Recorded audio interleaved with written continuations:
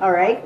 I'm about to put Dan Danielsen, who is on speakerphone, close to the mic. He's had a viral infection. I don't want to overshare, Dan. But so he could not be here today, but he is about to introduce our speaker, our luncheon speaker. Okay, Dan, take it away. Thank you so much, Lucy, and good afternoon, everyone. I am totally heartbroken that I'm not there as well. It wasn't COVID that was my viral infection, but I can tell you, having spent the last couple weeks getting over it, you wouldn't have wanted me to bring it to the party.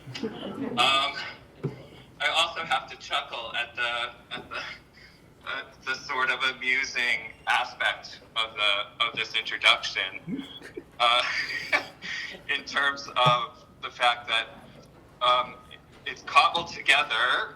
I've been dutifully watching the streaming of every minute so far and have enjoyed every minute, but I can't see you, who I'm talking to, and I won't be able to see Duncan, who I'm going to introduce.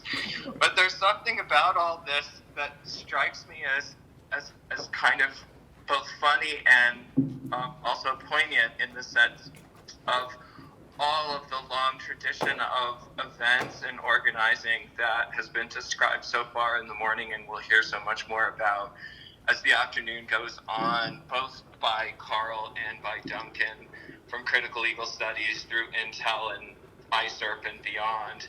And that's that none of those events were about polish or hierarchy or perfect technology, and certainly not perfectly Xeroxed materials, but about people and ideas and progressive social transformation. I came to meet Karl and Duncan in the same year. It was the spring of 1987. I was a first-year law student, and Duncan was on the faculty of my law school.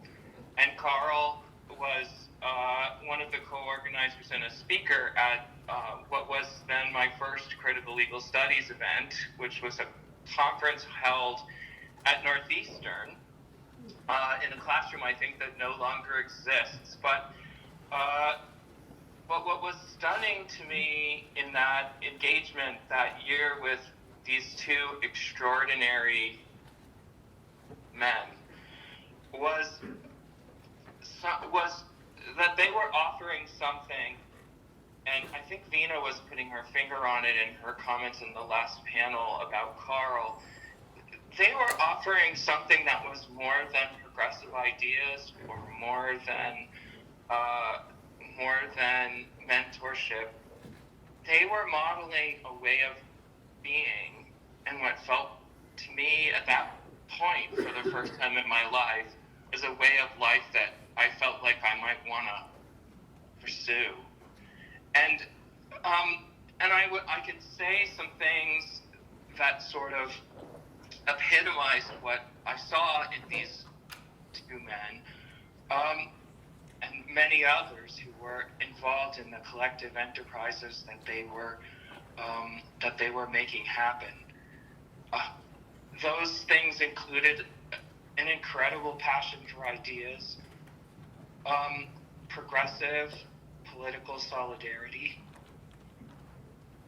a community that enabled one to be both among friends, among political comrades, and among professional colleagues all at once. A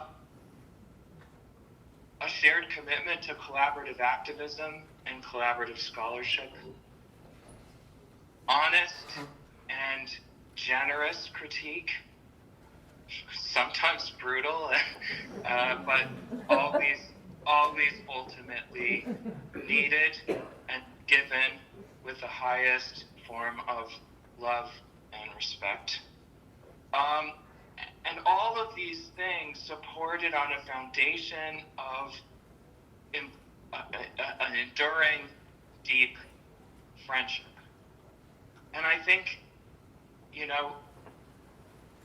no relationship that I can think of except maybe Lucy's and Karl's comes close to reflecting and manifesting all of these values that really became the path upon which I modeled my own career and my thinking.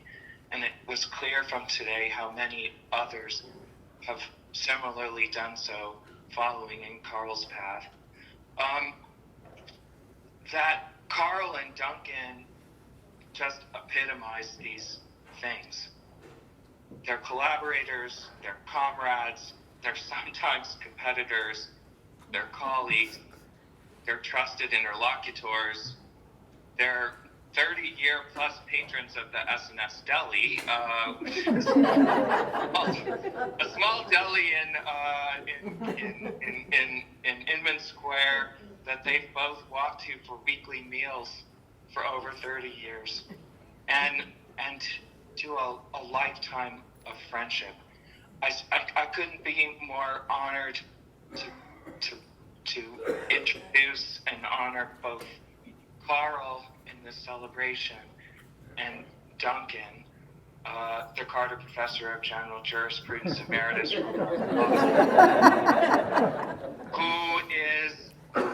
are my intellectual role models, my academic heroes, and my dear, dear friends.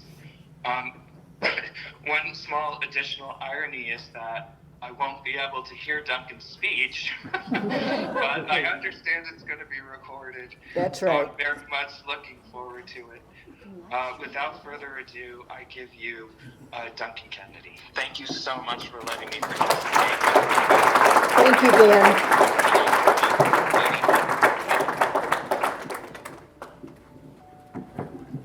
Can you hear me? Let's see, is this in a, yeah. Better. Can you hear me now? Yes. Better? Closer? Like this?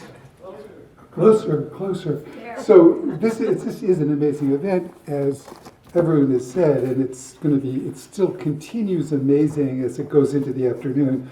I think I have something to offer, which is tales of Karl as a baby, virtually. So, and also I want to characterize him in a way that's somewhat inconsistent with the very powerful group portrait that all of you have given of him. So Karl went to Harvard Law School. He enrolled in 1962, and he was in my contracts class a little before Michael, who was also later, but in a sort of similar oppositional relationship from the beginning with Harvard Law School. But I didn't know that, so in the contracts class, it was my second year teaching contracts, and as many of you who are law teachers know, the second year you're still barely grappling with that topic, and I was barely grappling with trying to produce my own critical approach to the teaching of contracts. So I had my own materials as accurately represented by one people describing the tactics. We had our own materials. The basic problem was a 150-person classroom. So a wonderful but complicated problem was how can you address and perform for 150 people day after day after day. And the 150 people, you had to somehow find a way to relate to them because there's so many people, it couldn't be one-on-one. And one of my ideas was that I should periodically consult the class. This was a very 1960s thing. I was totally in counter groups, was all that kind of stuff. But the idea was to poll the class, let people comment. But this was such a terrifyingly brutally hierarchical environment that you couldn't conceivably ask people to do that publicly. That would be just unthinkable. So the tactic that I developed was write something. So write something on a page, give me a page in which you say what you think the course is about and how it's going. You don't have to sign your name. It can be a sentence, it can be more if you want. So I actually, a class of 150, maybe this is a moment of still getting going. Probably 40 students out of 150 would dare do this, and most of them were one sentence saying, keep it up or go back to Russia where you belong, which was actually was a comment that I received in the 70s periodically. Go back to Russia where you belong. So one of these, and this is obviously going to be Karl, so his anonymous page, is my mic still? So his anonymous page was a full page, so it was 2 paragraphs. Meticulously handwritten paragraphs, perfectly organized. And he basically said, the course is about the conflict between 2 general attitudes towards private law and contract law in particular.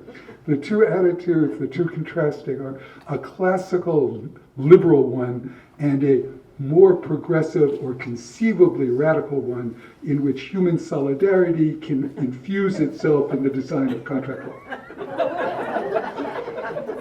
So this was actually an amazing moment. So I thought, what's going on here? So what is going on here? Who is this person? Now I didn't identify the person as Karl because he didn't talk in class practically at all. This is a world of gunners. Yeah. And a basic problem, a pedagogical problem, was repressing the gunners, which I was pretty brutal at repressing the gunners. And Karl is exactly the bad effect of that. Was Karl was incredibly modest, careful, and earnestly collaborative, understood that the repression of the gunners meant that he shouldn't do what he would never do anyway. So he didn't talk practically at all. And then at some point he came up to the front of the class and said, he gave a little introduction, and I don't remember how his identity was revealed. But at the moment in which he revealed his identity, that began our relationship. That was in probably November or December in 1972, which is still totally alive. So Karl is a lifelong friend, someone with whom I've had deep, deep collaborative joy over all of these 50 years. So, but here's some things about him that might not have come out. So what came out was really Karl. But the things that are missing, here's some things that are missing. Radicalism, Marxism. Radicalism and Marxism. And incredible stubborn resistance to the situation of, quote, late capitalism. He introduced me to the phrase late capitalism, by the way, which just made me laugh as a person with a very different kind of background. So these are factors which are negative energy. So it's not right to understand them as part of his loving collaborative self. This is part of Karl's negativity. So the start idea is the situation in 1972 and the situation today is terrible. The situation is sufficiently terrible so that it's reasonable to be enraged, committed, and completely feeling that something has to be done and to be unbelievably frustrated at the extreme limits of what can be done. And that went all the way from interpersonal relations in the law school classroom, all the way to the question of how you ought to behave in relationship to teachers, all the way up to what you thought about violence in resistance to the regime, which is the moment of the Black Panthers. It's the moment of the slaughter of the Black Panthers in Chicago. It's the moment of the war is raging at its height. So we got to know each other in a context where the basic experience of rage against the system is beginning to orient our work. Now I'm going to jump. Let me see. How long have I talked for? I've got a few minutes. Okay, so let me go on. What emerges from this, 2 things that come out of this are the Marx study group. The Marx study group. The mic you were censored when you said Marx. Exactly. Went too far. So this is in my relationship with Karl. This is again a very basic thing, which goes something like this. Karl was quite serious in his. When you move. Oh, maybe back here. There's something about this thing. This spot. There you are. So Karl. Oh, it's because of the camera. So Karl was quite serious in his neo-Marxism. And by quite serious, it turned out that he was a deeply learned student of Marxism and the co-editor of a book about neo-Marxism, and a book of essays. So he was a collection of chapters. And I was completely and totally a non to anti-Marxist. So I was very deeply trained in I was majored in economics. I had no interest in liberal political philosophy, but I totally believed in the solidity of the basic modes of liberal analysis. So in this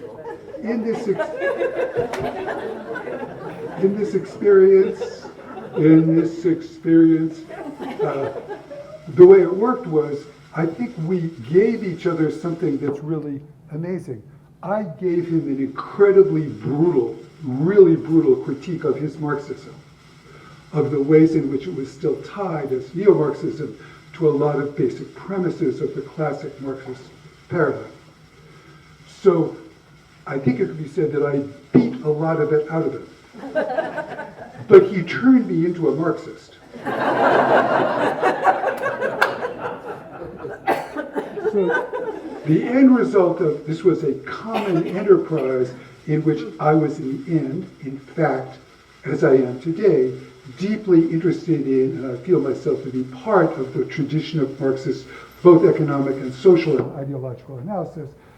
And he became, by losing his relatively dogmatic Marxism, he became capable of inventing, promoting, and dealing with transformative constitutionalism. He had to make this very complex transition, keeping all the emotional, affective dimension of his being that was revealed in the morning, but with a new analytic, which was the analytic of the possibility of reformist from within, completely hostile to the Marxist tradition he came from. So it's an anti-revolutionary version of the Marxist impulse of total radical critique. So it was an enormous gift. So I got something out of being a hard-nosed, nasty person with Karl, which was I got my own Marxism, and he got a totally new version of himself as a social activist. So that's all I have to say. It's been wonderful. It's so great to be here. I hope it continues on the same line. Thanks for listening to me.